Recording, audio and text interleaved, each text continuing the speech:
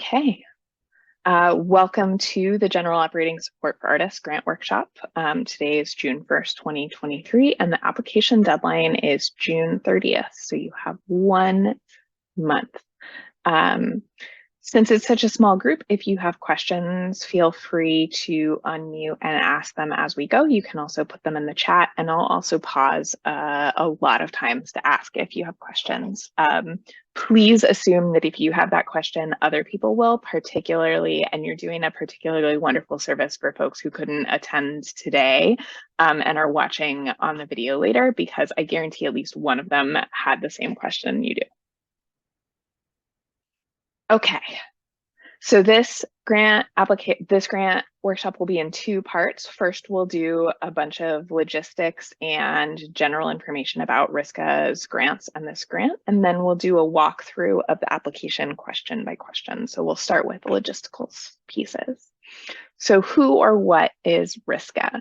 RISCA is the Rhode Island State Council on the Arts. We're a state agency, and our funding comes from the state budget, appropriations from the General Assembly, and also grants from the National Endowment for the Arts, which is a federal agency. In addition to providing grants like this, we also provide technical assistance and other support to folks working in the arts in all contexts, as well as advocacy and other work. We award grants and offer support in a number of areas, including to individual artists. Those areas include nonprofit organizations, education, folk and traditional arts, and healthcare. One reminder that while we grant in all of these areas, we are an arts funder and we are providing grants for art making. So our focus is on ensuring that art is at the center of all of these applications. General overview of the General Operating Support for Artists. This is a 3-year grant. So once you, if you apply and receive it, you get this grant every year for 3 years. Supports artists to work towards longer term goals. The funding in this grant is unrestricted and is not project based. It's a sibling of the General Operating Support for Organizations grant. So this grant is really focused on supporting you as a person and as an artist, and supporting the entirety of your artistic practice, whatever that looks like. So it can pay for things like your rent, for your home and your studio, utilities, health insurance, supplies or equipment, or anything you need for projects you're working on right now. In addition to the funding, which is $6,000 a year for 3 years, there is a grantee cohort. We are in the process of adapting this framework of 4 meetings plus 2 PD workshops. So that might change, but the goals are you will still be part of a cohort. So you'll be meeting regularly with the 4 artists that are already in the cohort that received the grant for their first grant last year, and the 3 artists that will be receiving funding this year. So for a total of 7 folks, and then 3 more next year. The goals of that are peer support and mentorship, building community cohesion, and a place to hold each other accountable in a sort of interdisciplinary way. Here are the questions I am asked the most frequently. So you may have applied for a Make Art grant or a Community Engaged Project grant at the April 1st deadline and have not heard back yet.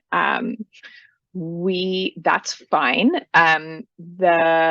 This grant does not impact eligibility for past applications. So if you applied for a Make Art grant and receive it, which you will find out hopefully just before this application is due, you are still eligible.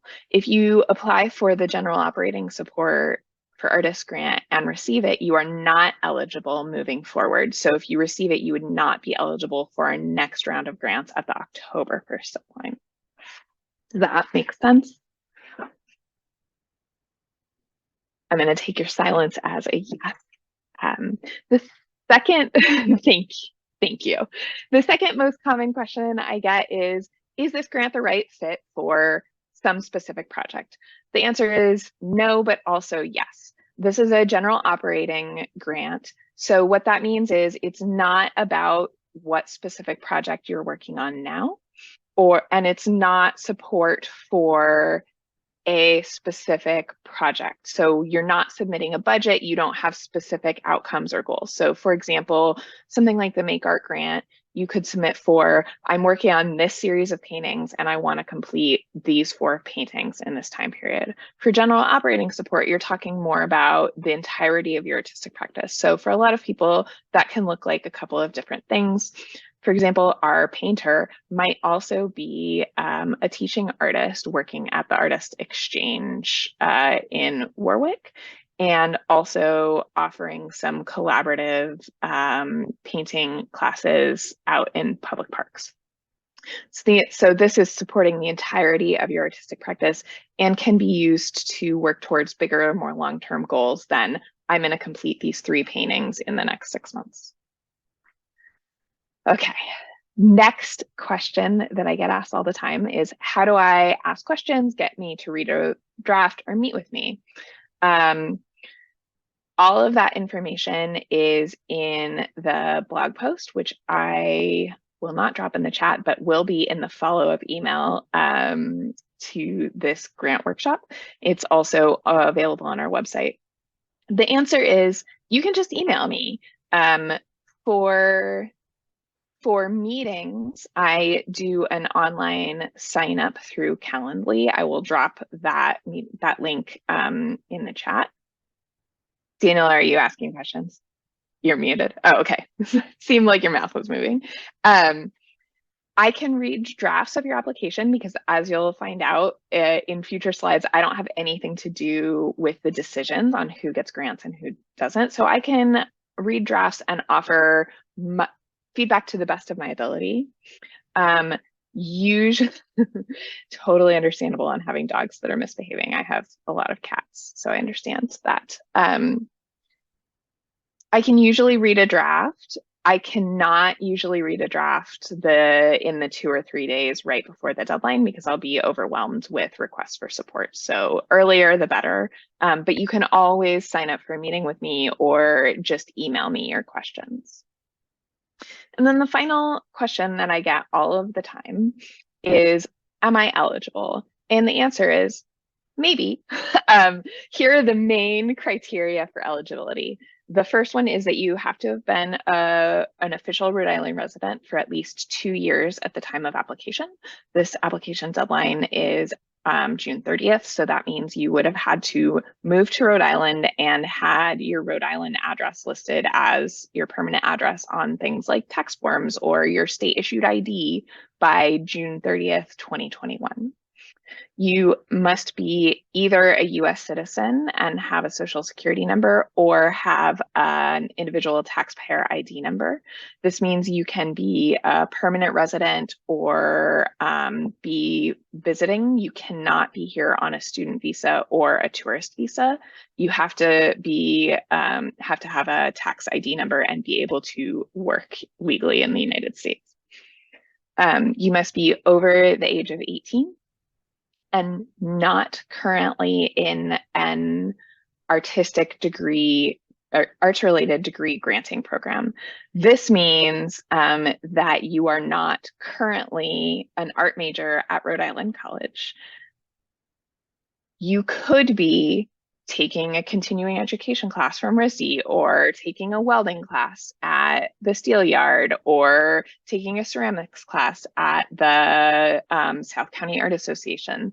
All of those things are fine. They are not arts-related degree granting programs. We like you to be continuously learning. We don't want you to be in college or high school pursuing an arts degree. One question going back for, is this grant the right fit for XYZ project? Could we frame our application towards ongoing education to further our practice in profitable ways? Yes, absolutely. That's an important part of your ongoing practice. We want you to be able to make money with your artwork. That is good and important. We want you all to succeed. So yes. Okay, questions so far, other than that one? All right. Our grant application is fully online.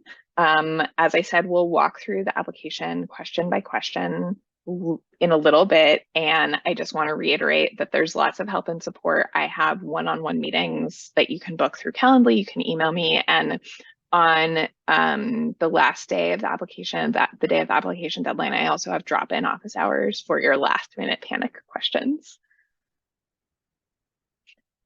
Okay, here is how the application process works at RISCA, or how we recommend it works for y'all.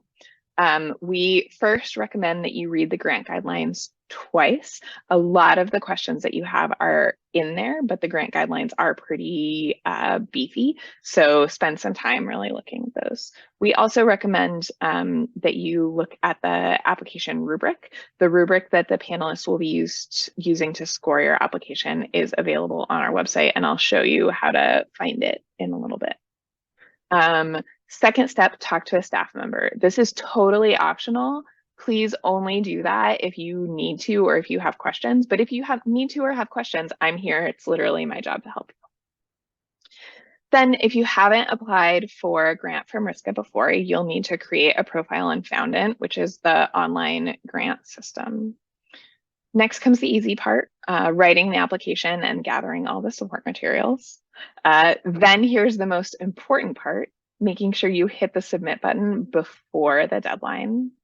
And then the most annoying part, waiting several months as multiple rounds of panelists read these applications and make decisions. So what happens after you hit that submit button before the deadline? Staff reviews every single application for eligibility and completeness. And by staff, we mean me. So I will read every single application, screening for eligibility and completeness. I expect to get over 100 applications. So this takes not a single day, right? It takes some time.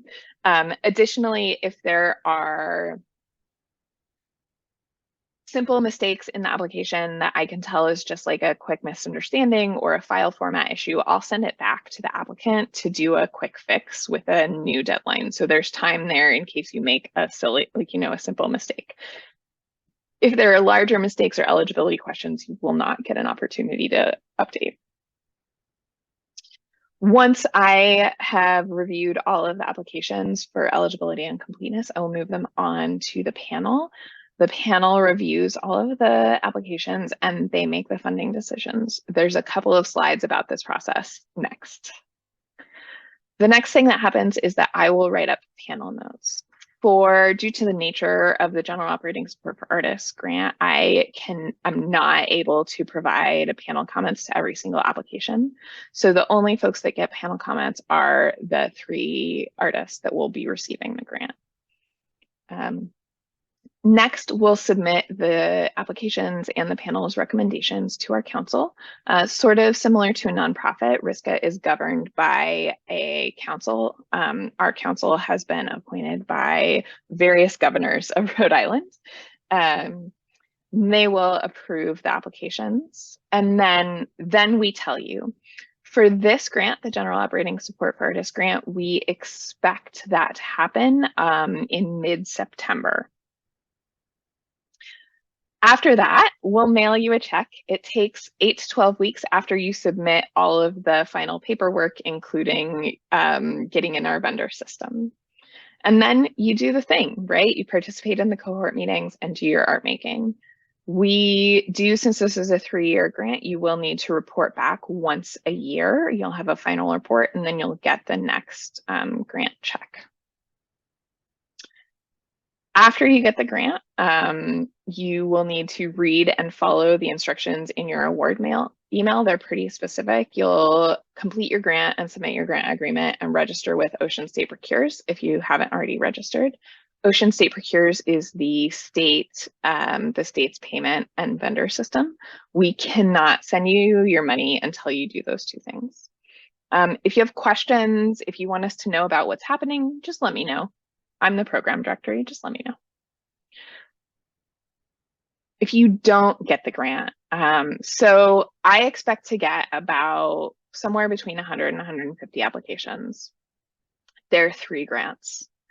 I really encourage you to keep applying and not get discouraged. There's legitimately just not enough funding for all of the amazing artists in Rhode Island. If you don't get the grant, it doesn't mean your work isn't good or valuable or that you wrote a bad grant application. It simply means there are a lot of really good artists and not enough funding. I also will mention that we'll send out the notifications in mid-September, but the next grant deadline for Make Art Grant and Community Engaged Project Grants, which are smaller and project-based, will be October 1st, so pretty soon after this. All right, panelists, I promise you information about how the panelist process works. So the first thing that happens is panelist invitation and selection by RISCA staff. For the general operating support for artists grants, these panelists are all arts experts. They come from around the country. They're not, though some of them are based in Rhode Island. We also have an online panelist nomination form. If you'd like to nominate someone or yourself, I'll send the link to that in my follow-up email next week. Then once we have all of our panelists, they receive the grant guidelines, the same exact ones that y'all have, and a training packet. And then they attend a virtual 60-minute training session, which includes a section on implicit bias that was developed by state agencies nationally. Then once all of the panelists have received the guidelines and the training packet and attend their training session, they receive the applications via the same online grant system you use to submit them. Panelists will each score their approximately 30 applications in the online grant system using the application rubric. In this first round of panelist scoring, each application will be scored by at least 2 panelists, probably 3. At this point, I'll take all of the scores and identify the top 20 applications based on the scores. Within the first round, so this is a 2-round panelist process because there's so many applications and so few actual grants. So each application will be scored by 2 or 3 panelists. Each panelist will probably score about 30 applications. All of the panelists, as I mentioned, work professionally in the arts as artists, curators, presenters, and arts administrators. We have panelists that are both based in Rhode Island and from around the country, and we've assembled these panels with an eye to diversity in many forms. What this means is that we will never have 3 panelists who are all white women who create textiles that live in Tucson, Arizona. They will be diverse in discipline, expertise, in aesthetic, in race, in gender, in age, in the way that they intersect with arts professionally. So they won't all be artists, but they also won't all be arts administrators. There'll be a wide mix of folks. And then a reminder, nowhere in this does it say that I get to have an opinion. So just a reminder, I don't get to have any opinion or make any decisions about who gets grants and who doesn't. My whole job is to help y'all and then help the panel make the difficult decisions as a facilitator. Once I've identified the top 20 applications, we move into the second round of panelist review. And it starts in a very similar way: invitation and selection, the same guidelines and training packet and training session. They receive the applications via the system, and then they'll review and pre-score all of those applications at home.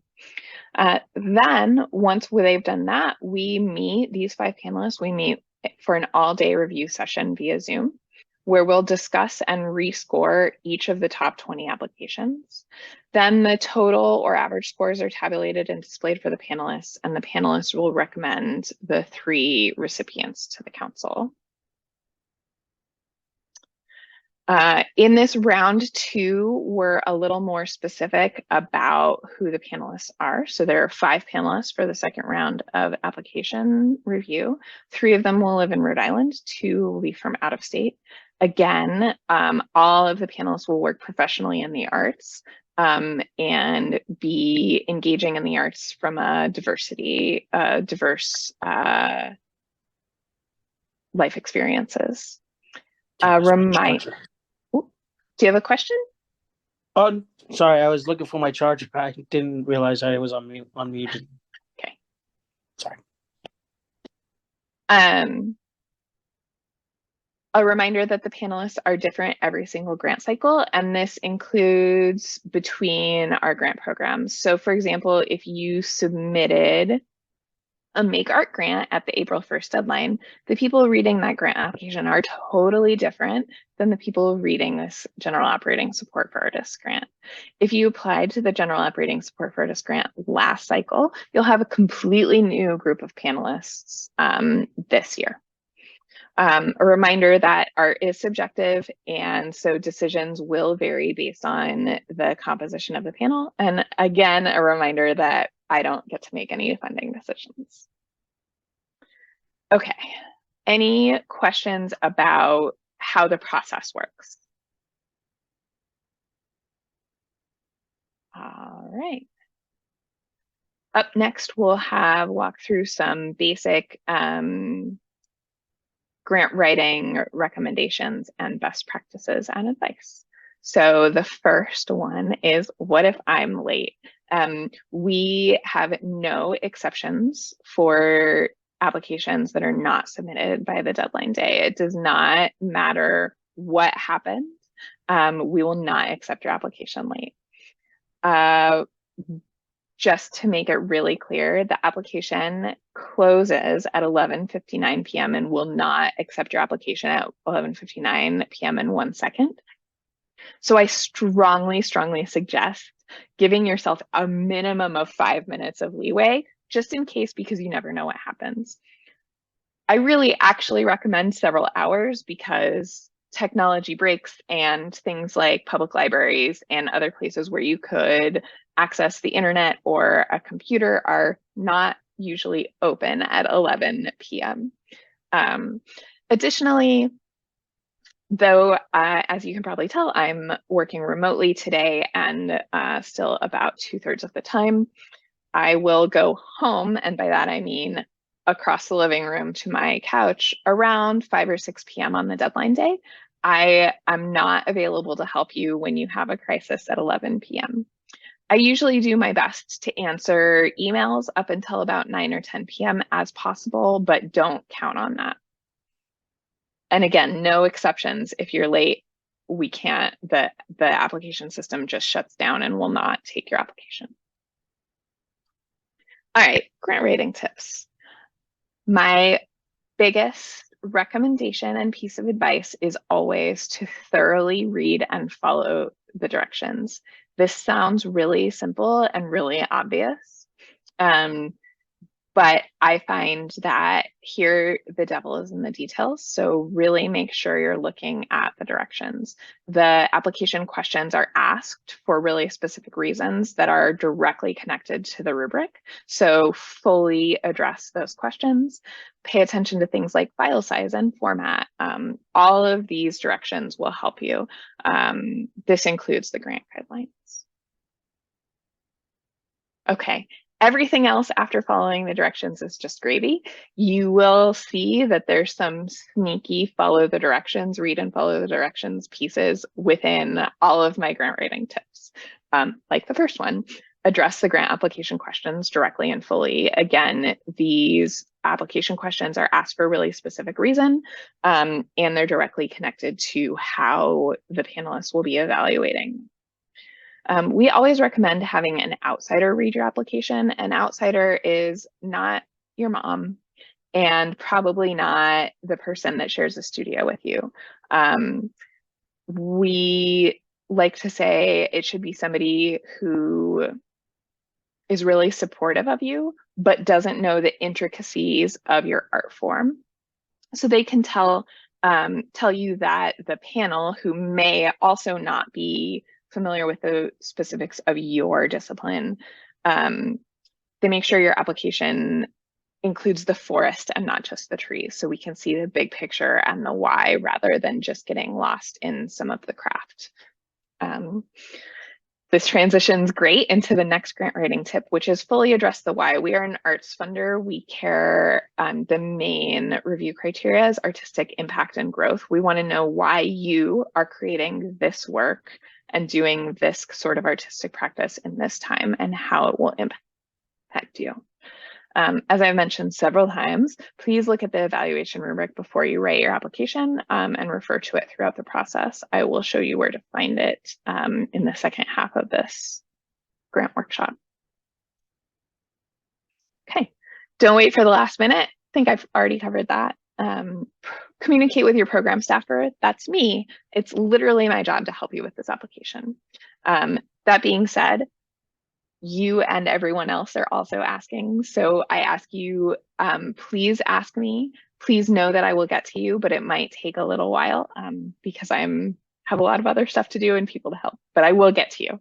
I can offer feedback specifically on the application, but again, probably not on the day of the deadline. When we're thinking about image submissions or work samples, it's really important to follow the directions on file size, format, and naming. And this goes for all of the support materials you're uploading. The online grant system simply doesn't accept or read some file formats. There are specific directions in the application on how to submit your work samples, how many, and what the lengths of them are. So please be mindful of those specific directions. A reminder that the panelists will be looking at your application on their computers at home. So if your work is really complex, include detail shots. If the work is large in scale or dimensional, include an installation shot. The best way I can explain it is do your best to ensure that the applicants can understand what the experience of your artwork is in real life as much as possible on a screen, through a screen. A quick note on artistic merit. The National Endowment for the Arts requires an evaluation rubric, an evaluation criteria of artistic excellence and merit by all grantees and sub-grantees. So this program and every grant we award at RISCA is a sub-grantee of the NEA. We have pivoted this criteria to be artistic vibrancy and relevancy, or artistic vibrancy and intention. So it exists there, it just exists in a slightly different way, and you can sort of see how it changes through the different grant programs. PGE is project grants in education. All right, if you need more help after we're done with this workshop, I have drop-in office hours the week of the deadline, I believe on Wednesday evening, and then the deadline day, Friday afternoon. You can also email me any questions you have or sign up using Calendly for one-on-one meetings, and I'll send you all of the links for that in the follow-up email. I'm just reading some questions.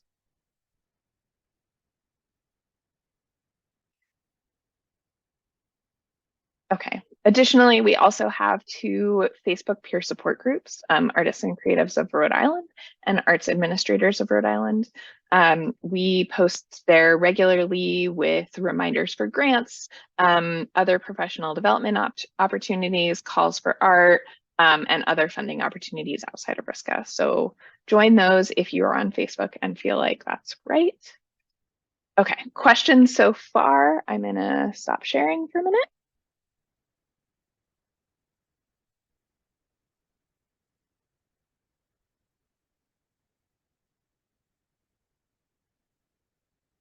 Okay, one question is, if we have another idea, can we put in 2 applications?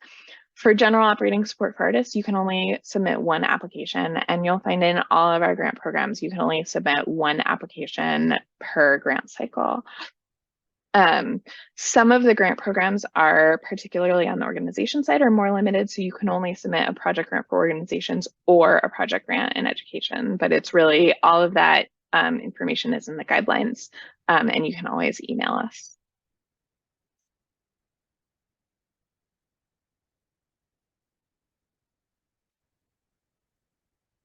All right. So we'll move to the second half of this, which is an application walkthrough. Here we go. So this is our website. I wanted to show you some basic navigation, how to find all of these things. So you'll, in order to find this grant and the guidelines and the rubric that I've been talking about, you'll come up here and click on grants. And then the easiest way to get to our application portal is to click here to access the grant portal for individuals. That being said, as you can see, there are two grant portals. They look exactly the same, with one small and important difference because they are completely separate. So this is the grant portal for organizations. On the right side here, you can see it says the grant portal for organizations. This is not the grant portal you want. You will not find the general operating support for artists application here. This grant portal, very similar look, but it says grant portal for individuals. So those links are here at the top of our grants page. And you can always peruse all of our grant application grant programs that we have. Right now, I'm just going to click General Operating Support for Artists, which will take us to the page we see. Again, you'll see a link here to the grant portal, so super easy. This is a quick comic book that essentially outlines the grant workshop section that we just had, so you can, oh, it's not showing up. Anyway, it's a quick comic book. It looks like this. That's a guide to the grant applications, designed by a local artist. All right, and then here's the grant guidelines. So this is the really beefy piece. Please read this before you start your application and refer to it throughout. You can see a general description of this program. Here's the more specific eligibility criteria. Ways to receive assistance if you have a disability or you're not comfortable writing or communicating in English. And then all of this, if we scroll all the way down, is available as a PDF. You can download the PDF of the grant guidelines in English, Spanish, or large print. This is a PDF of the grant application, so you can preview the questions. And then this is the evaluation rubric I keep talking about. So it's right here as a PDF. Save it to your desktop. Please refer to it frequently. Hopefully it will open. I have a very high quality 5-year-old state issued computer, so sometimes it's a little slow.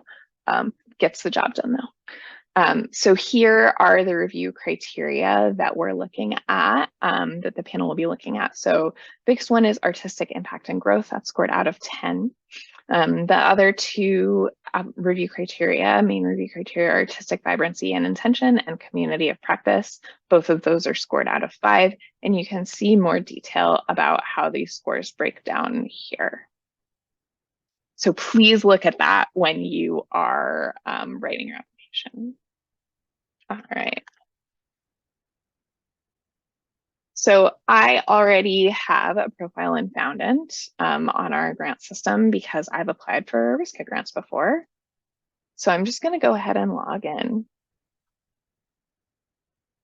So one thing that might happen if you've ever served as a panelist for RISCA is that you will come to this dashboard that seems to have nothing. So up here in the top right corner, it says role panelist, and you'll want to make sure it says applicant, and that your dashboard looks like this. It will have, if you've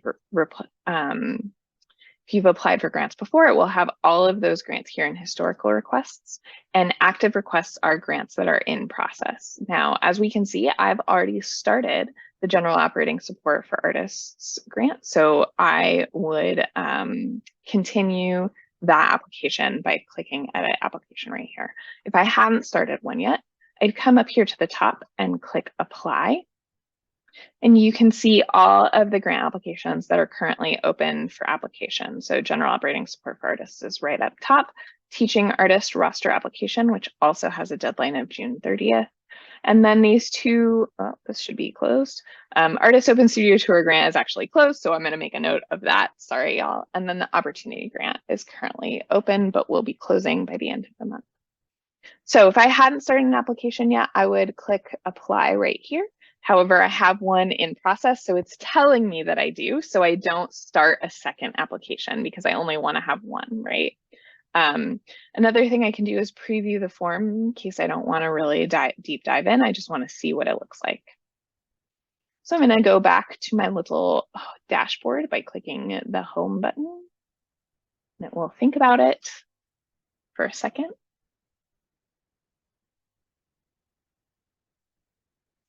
I'll have a sip of coffee.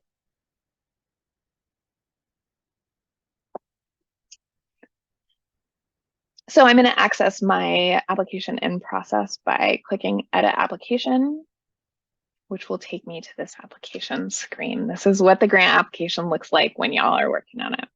So right at the top, it has all of those links that are at the bottom of the grant page, including the evaluation rubric, really easy to find. The first section, and again, when you are starting this application, you will only see the guidelines and the eligibility section. Once you answer the eligibility screener, the rest of the application will pop up as long as you are eligible. So the first question is US residency. Like I said, you must be a legal resident of the US with a tax ID number, which is either a social security number or individual taxpayer identification number. So I've clicked yes, I am a US resident. You must have been living in Rhode Island for at least 2 years at the time of application, which I definitely have been. I am 18 years of age or older. And this question actually trips up a lot of people. Are you currently enrolled in an arts degree seeking program or attending high school full-time? Because the answers to the first 3 questions should be yes, people get sort of in a groove and just answer yes. But actually, if you are currently enrolled in an arts degree seeking program, you're not eligible, so you'll want to click no. If you have answered any of these eligibility questions in a way that would make you not eligible, you'll see right, like I have right now, you'll see that you are ineligible. This will pop up. Based on your answers, we ask you to review your answers closely. If this doesn't solve the problem and you think you're eligible, please email me. However, if you answer all the questions in a way that passes the eligibility screener, what will happen is the rest of the application will just magically appear here. And just to be clear, the full application, when you click the preview button or download the PDF on the website, you'll be seeing the full application and not just the eligibility screener. So here's what's in the full application. The first question is your preferred name. This might be the same name you're using in Foundant, which should be the legal name that you need to receive checks and will be on your W-9. We know for a lot of artists, for a variety of reasons, they go by a different name. That's totally fine if you do or don't. We just want to make sure that we're referring to you correctly and respectfully. So that's a required question. Additionally, we ask for your pronouns. That is not required, it's optional.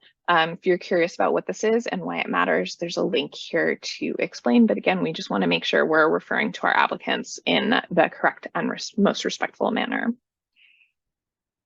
All right, the meat of the application. Here are the narrative questions.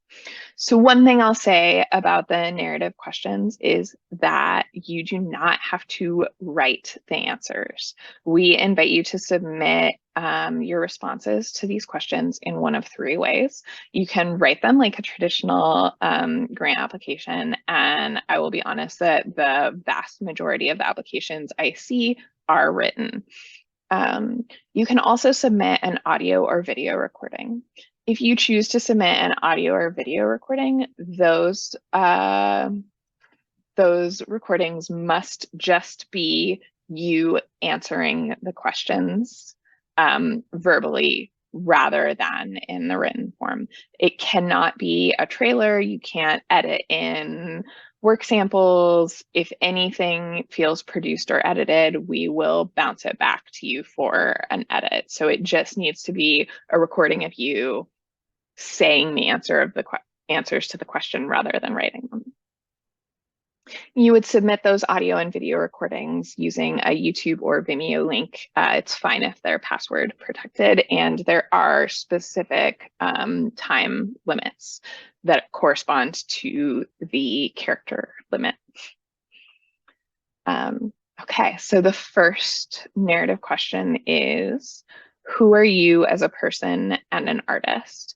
And these sub questions are really important. They also point back to the rubric and can help guide your answer. So we want to know what is important to you. We want to know a bit about your art practice and art form and what you want to spend the next year focusing on in your art practice. So this, again, it's not project-based, so it's not, I want to complete these 3 paintings. It's, I'm looking to create work and connect deeply with galleries for hope for more art sales, right? It could be something like that. You'll want to describe your art practice and your art form specifically. The panel will really want to know what you do, what you're making. For many artists, this might be beyond just creation and include community building, activist work, teaching artistry, all of the ways that folks intersect with the world through their artistic lenses or are making money, right, as an artist. But again, focused on you as an artist. We do not want to hear about your job as an accountant or a bank teller, right? We want to really know about you as an artist. The second question is about the impact. And again, as a reminder, the impact and defining success are really important questions. Really carefully consider what these 2 things mean to you, because again, looking back at the rubric, the biggest part of the evaluation is about about the impact on the artist. So the impact is, why is this grant important to you as an artist and a person, and how it will move your artistic practice or the business supporting your artistic practice forward. I will say, based on past applications and the panel review, a lot of times if the impact here is only about the business supporting the artistic practice, it's not as compelling to the artist. They want to see the why for this person and why they're making art, why they're making the kind of art they are making. They don't just want to see the business supporting the artistic practice, though that is valid and valuable, and we all are invested in artists being able to make a living, including the panelists. Okay. The third question is defining success. Describe what success looks like to you. What are your goals and what do you hope to learn? It's really a really strong defining success answer balances specific logistical outcomes like I will sell this number of paintings or I will create this number of works, with the more squishy pieces about what you will learn and grow and how it will push you forward. So make sure you're thinking really deeply about what you want to achieve and what success looks like for you specifically, it will be really different than what it looks like for everyone else. That's a good thing, right? We want to know what the best case scenario is for you in a year. Does that all make sense? All right, and the final narrative question, which I will fully acknowledge is the most tricky, and I have been working on finding a better way to ask this and haven't come up with one yet, so open to suggestions, please email me, is community of practice. I will say that in the guidelines, there is a pretty robust definition of community of practice because it can mean so many different things. So we ask you to describe your community of practice and how you interact with this community. For example, is it your artistic discipline, audience, field of study? Is it place-based? Is it geographic? Is there a broader community? So for a lot of craft artists, particularly functional craft artists, they might have a really great and vibrant community within the art markets they're selling at, where they're constantly providing peer support and peer mentorship and building community through those connections. For somebody that works really strongly in, for example, environmental art, their community of practice might include folks not in the arts community, but really working in environmental issues, scientists, climate change activists, etc. So this community of practice is going to be vastly different for each person. So really think about who you're making your work for, how you're intersecting with these people, who you're learning from or with. Writers frequently have a critique group that would be part of your community of practice. So once you've figured out and described your community of practice, we also want to know, how do you envision your participation in the grant program and in the cohort will enhance your community within the state of Rhode Island? And reminding everybody that community, the word community itself, means really different things to different people. So define your community in a way that makes sense for you and your artistic practice.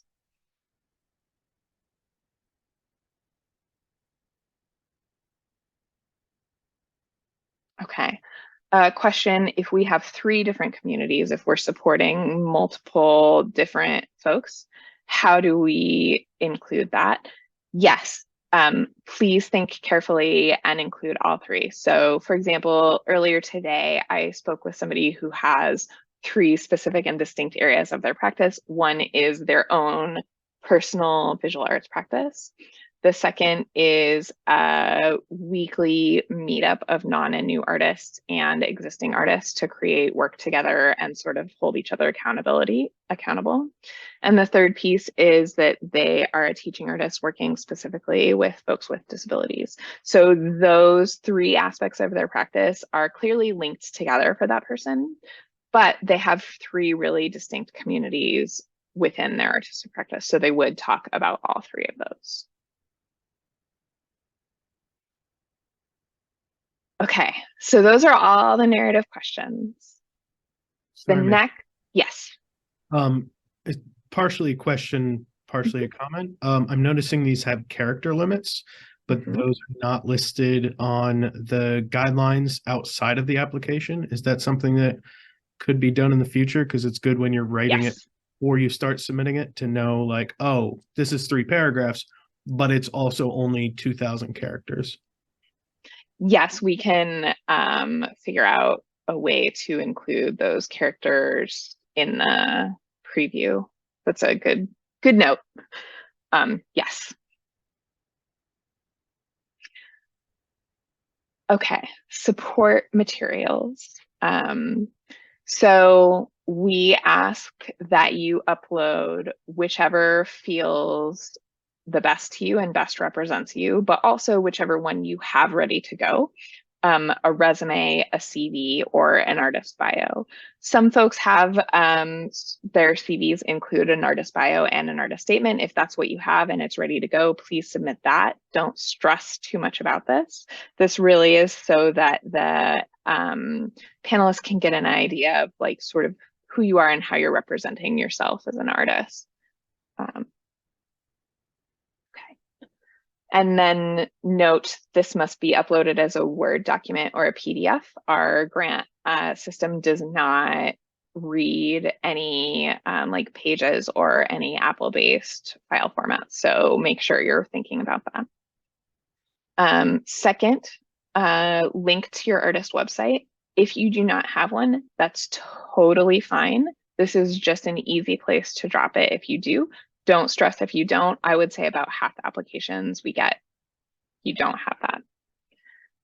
The next pieces are social media. If you have social media that you feel like really represents your artwork and art making and is artist specific, please include those. Don't include your personal account where, you know, you have your cute selfies with your partner or pictures of food or that sort of thing, where we really want to see artist-specific social media profiles. Include links of up to 3. Again, if these are things you do not have, that is fine. Do not stress about them.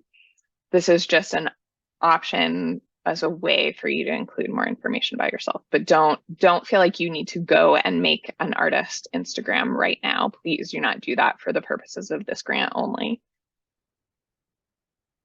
All right, the next support material is a letter of recommendation. Please start working on this earlier than the day of the grant application deadline. The only requirements about this letter of recommendation are that you ask somebody that you respect to write it and that they're speaking to your potential as an artist. This letter really needs to be focused on you as an artist and be in direct relationship with the review criteria. So you do not want your boss in your job as a bank teller to be writing you a letter of support about how you show up on time every day, right? Like, that's good. We're glad that that happens. That's not appropriate for this application. And the person that you respect could be really anyone. It could be a former student or participant in something you've taught. It could be a curator you've worked with. It could be a fellow artist or a studio mate. It should not be, or a frequent collaborator. It should not be your spouse or your child or somebody who only knows you in a non-arts context. And yes, all of these things are things that I have seen in applications. All right, and here's the big piece, the work samples. So due to the limitations of the online grant system, you will need to submit your work samples using a Google Drive folder. When you're creating this Google Drive folder, please make sure that sharing is turned on, either anyone with a link or anyone with a link and a password. If you're requiring a password, please make sure you include the password in your submission. This work samples folder needs to have a list of the work samples you're submitting. This is a numbered list with the titles, medium, year created, and a 1 or 2 line description of the sample, what it is, to give the viewer some more context. Please make sure that this numbered list relates directly to the file names you use within your work sample folder so that they can easily see, like, okay, this is, you know, the first piece and the title of it is cat, right? You don't want your file names within the Google Drive folder to be like a list of numbers. It should be 1_cat, right? It should be something that's easy for the panelists to make the connection between the list and the works. All right, here's the complicated part. You can submit up to a maximum of 3 of the following: up to 10 images, up to 15 minutes of video, up to 15 minutes of audio, up to 30 pages of writing, and or up to 1 full manuscript of dramatic writing for performance. This means if you're a visual artist, you could submit up to 10 images of your work and up to 15 minutes of video. So this could be 5 3-minute videos or one 15-minute video of a tour of a gallery installation. Or one thing folks submit frequently is if they were interviewed as part of the Networks Rhode Island series in, was that 2008? Those interviews can be submitted there. So you can think beyond, as a visual artist, think beyond images and use all of these pieces. If you're a performer, you'll want to include video. If you're a writer, you'll want to include writing. Again, we know that a lot of folks are working in multiple disciplines, and that some works are really hard to understand from just a still image. So again, you can submit a maximum of 3 of the following of those. Does that all make sense? And then there's not a file size limitation because it's in the Google Drive folder, just as long as folks don't need to download it, right? They can all watch them in there. All right, and then the final 2 pieces are super easy. Ooh, do you have a question? Yeah, just one, because I was thinking of focus back. It said 15 minutes of video. That is okay for 3 5-minute videos? Or do they all have to do it? Okay, sorry, thank you. Just clarification. Yeah, so you could have 3 5-minute videos or one 15-minute video or 5 3-minute. Is that what I said? 3 5-minute, 5 3-minute, you know, up to 15 minutes of video. It can be split any which way. Probably the panel might be annoyed if you had 15 1-minute videos, but they would watch them.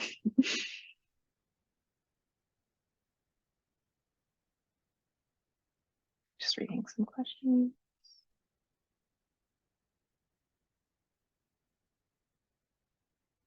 Okay. Arena, you and I will, I'm super underwater with work right now, but I will email you and Gregory next week to schedule a meeting. Okay, who are your elected officials? So this is simply asking which congressional district you live in, which is great because right now one of our congressional districts is vacant at the moment. Mine, in fact, because Congressman Cicilline is officially no longer Congressman Cicilline. So you're just selecting the district that you live in, either which is either 1 or 2. And then finally, the assurances and certification. Basically, when you click yes, you're saying this is true and accurate, and I'm telling the truth, and I'm not lying on this. And then here's a really important little button, submit application.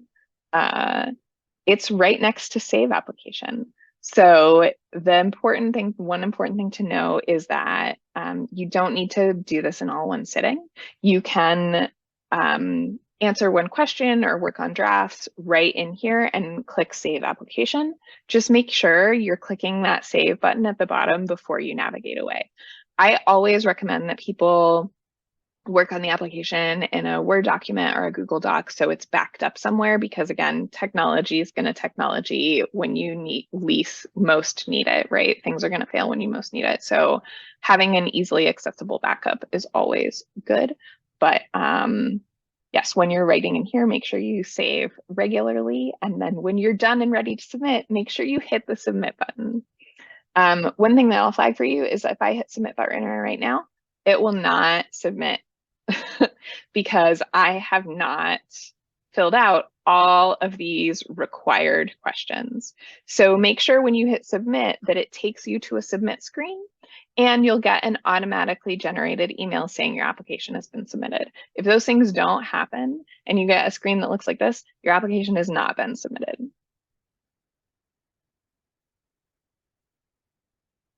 Okay, and I think that's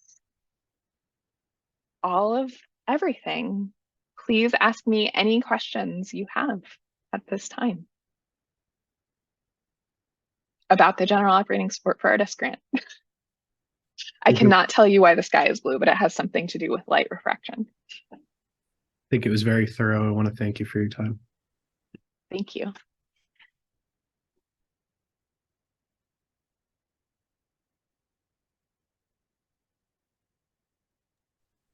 Molly, could you give an example maybe of some of the types of things that people who have been awarded this grant before have done?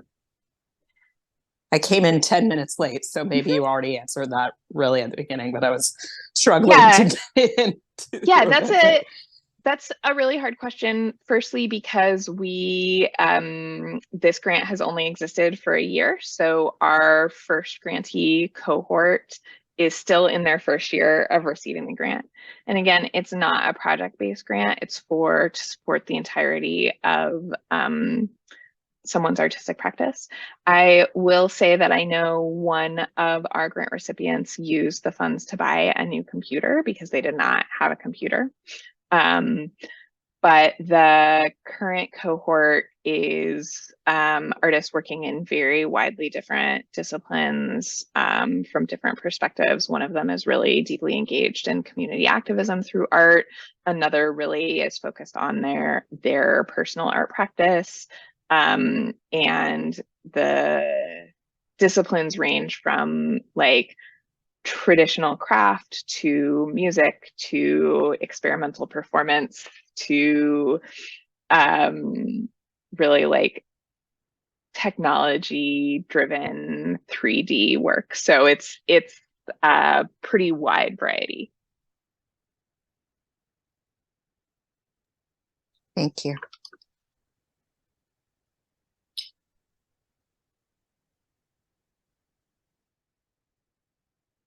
All right, y'all. Yeah. Yes.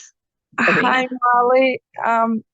I just want to say thank you very much for addressing my private things that I asked because I was too shy. Just thank you. And Adam says, because he was nearby.